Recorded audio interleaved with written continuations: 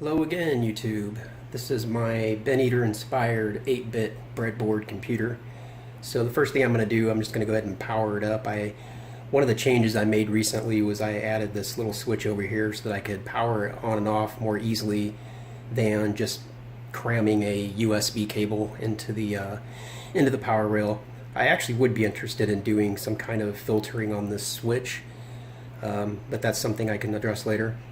So when I power it up, it obviously doesn't do much of anything, comes up in a somewhat random state. I am a little curious as to why it comes up as 255 and not 0. And actually sometimes I've even seen the output display come up as 240. At any rate, I'm going to program in the basic program that he showed at the end of the last video that's been posted so far, where he does the classic 28 plus 14. I'm going to do a cutaway while I program that in because it just takes a while. A couple things I'll mention though. This wiring down here that just looks like a complete disaster. I haven't yet obviously taken the time to run clean wiring between the control logic bits and the control logic system itself. And I'm actually glad that I did it this way because I actually started to run the final wiring, cut it all nicely, but it occurred to me to maybe try this first just to make sure everything's going to work, and I ended up having several issues.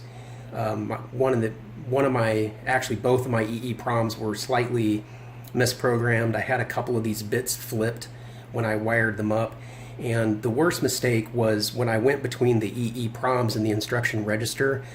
I actually had all those bits backwards.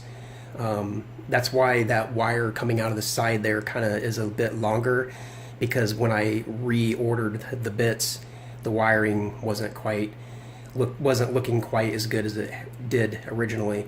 I do plan to clean that up, but I'm going to go ahead and program in the program, and then we'll come back and watch it run.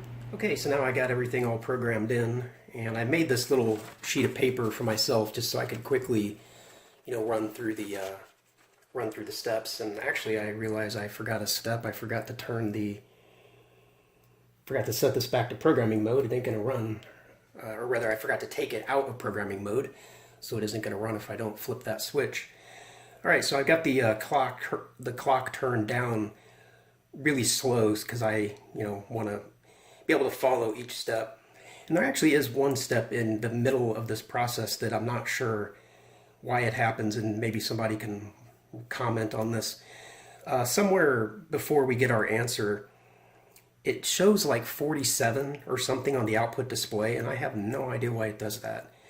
But nevertheless, let's let her rip.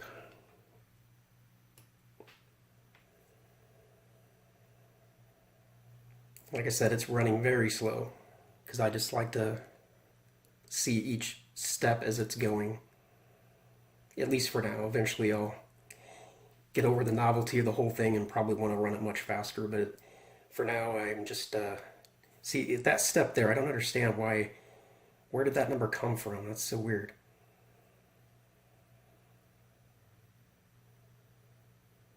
Here coming up, we're entering into the output where we should see our answer.